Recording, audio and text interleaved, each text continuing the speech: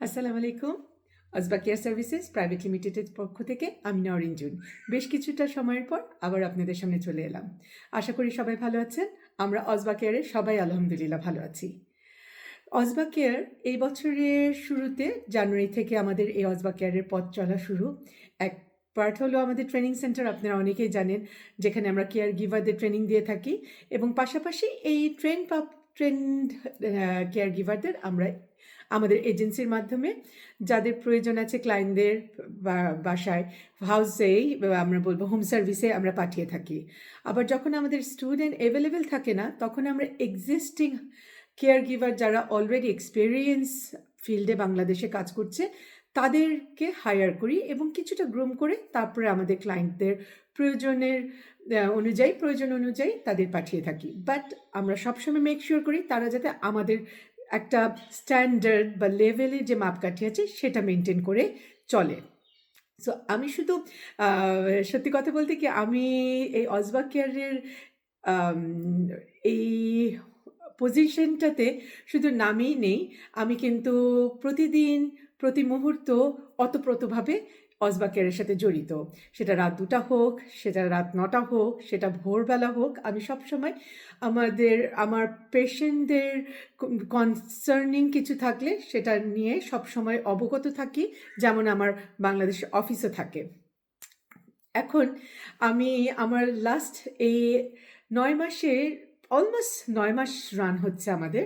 So এই 9 মাসে যে কিছু কিছু অভিজ্ঞতা হয়েছে, সেই পরিপ্রেক্ষিতে একটা বিশেষ দিক নিয়ে কথা বলতে চাই।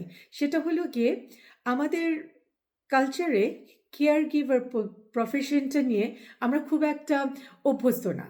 সো আমরা করি কি, আমি যেটা দেখেছি আমরা সবাই যেটা করে থাকি, আমরা কিন্তু অভ্যস্ত হলো বাসায় বাড়ির কাজের বুয়া, কাজের ছেলে নিয়ে, যেটাকে আমি আজকালকার ভাষায় বলবো কেয়ারটেকার। আসলেই তারা আমাদের সংসারের রক্ষণাবেক্ষণ করে আমাদের অনুপস্থিতিতে বা উপস্থিতিতে আমাদের স্বস্তি দেবার জন্য। So caretaker sounds better. So কেয়ারটেকারের কাজ হলো গিয়ে আমাদের সংসারের রক্ষণাবেক্ষণ, আমাদের সংসারে বাকি সকলের সেবা সুস্থতা দেখা।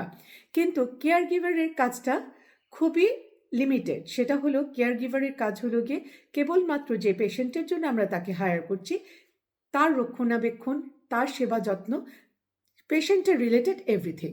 সো আমাদের হয়ে যায় যে আমি দেখি ম্যাক্সিমাম ক্ষেত্রে হয় কি, এক্সিস্টিং যে কেয়ারটেকারের টিমটা থাকে সেটার সাথে কেয়ার গিভারের কাজের মধ্যে আমরাও মিলিয়ে ফেলি এবং তারাও মিলিয়ে ফেলে এবং এখানে একটা দ্বন্দ্ব সৃষ্টি হয় সবসময়। তো এই দ্বন্দ্বটা আমরা কিভাবে মানে সমাধান করতে পারি। আমি নিজে কে একজন ক্লায়েন্ট, কেননা আমার শাশুড়ি কেয়ার গিভার আমরা প্রোভাইড করি। সো সেই ক্ষেত্রে আমি ক্লায়েন্ট। এবং আপনারা অনেকেই জানেন অজবা কেয়ার সৃষ্টির মূল কারণই ছিল আমার বাবা মার জীবিত থাকতে আমরা কেয়ার গিভারের যে ডিফিকাল্ট পেতে, যে একটা সুদক্ষ কেয়ার গিভার পেতে যেই স্ট্রাগলটা করেছিলাম, সেই ওইটার পরিপ্রেক্ষিতেই আজকে অজবা কেয়ার সৃষ্টি করেছি। সো আমি ক্লায়েন্টের পক্ষ থেকে বুঝি যে আমি ব্যক্তিগতভাবে আমার বাবা মা বা আমার ফ্যামিলির কাউকে লুক আফটার করবার জন্য কেমন কেয়ার গিভার চাই। ইন আদার হ্যান্ড, আপনারা অনেকেই জানেন আমি অস্ট্রেলিয়ায় কেয়ার গিভার হিসেবে কাজ করেছি বেশ কিছু বছর। যদিও বিদেশে একটু ডিফারেন্টভাবে এদের কালচারে তো কেয়ার গিভার জিনিসটা অনেক বছর ধরে প্রচলিত আছে। সো এদের ক্ষেত্রে হয়তো বা একটু ডিফারেন্ট, বাট আমার মনে হয় কি বেসিক্যালি কাজটা সেম। কাজের টেকনিকগুলি আমাদের দেশে কেউ শেখায় না, এখানে যেমন শেখানো হয়। আমাদের দেশে শেখানো হয় না, কিন্তু আমরা কমপ্লেইন করি যে ওদের মাঝে প্রফেশনালিজম নাই, ওদের মাঝে রেসপেক্ট জিনিসটা নাই, ওদের কাস্টমারদের প্রতি যে একটা ডিগনিটি নিয়ে কাজ করার এগুলি নাই। কিন্তু আমরা কি আসলে ওদের শিখিয়েছি, কেউ ট্রেন করিনি। সো আমার কাছে মনে হয় এই ট্রেনিংয়ের ক্ষেত্রে আমরা যেমন আমাদের একটা ভূমিকা আছে, আমরা সব স্টুডেন্টকে একভাবে ট্রেন করি, কিন্তু এক্ষেত্রে কিন্তু আমাদের ক্লায়েন্টদেরও, পেশেন্টের ফ্যামিলিদেরও কিছু ভূমিকা থাকে। কেননা আমরা একটা টিম হিসেবে কাজ করি। আমরা অজবা কেয়ার থেকে সার্ভিস প্রোভাইড করি। আমাদের কেয়ার গিভার আপনাদের কাজে যায় আপনাদের প্রয়োজনে, এবং আপনারাও ওই টিমের গার্জেন যারা আছেন পেশেন্টের, তারাও কিন্তু এই টিমের মেম্বার এবং তাদের যে এক্সিস্টিং বাসায় যে মানুষজন আছেন এবং যেগুলি কেয়ারটেকার আছে তারা সবাই কিন্তু এই টিমের একটা পার্ট এবং এই টিমের একটাই লক্ষ্য আমাদের যে পেশেন্টের জন্য আমরা কাজ করছি তাকে সেবা দেয়া, তার সুস্থতা লক্ষ্য করা এবং end of the day client পেশেন্টের ফ্যামিলিকে একটা মানসিক প্রশান্তি দেয়া। সো এই একটা লক্ষ্যে যখন আমরা টিম হিসেবে কাজ করব আমার মনে হয় আমরা সাকসেসফুল হব।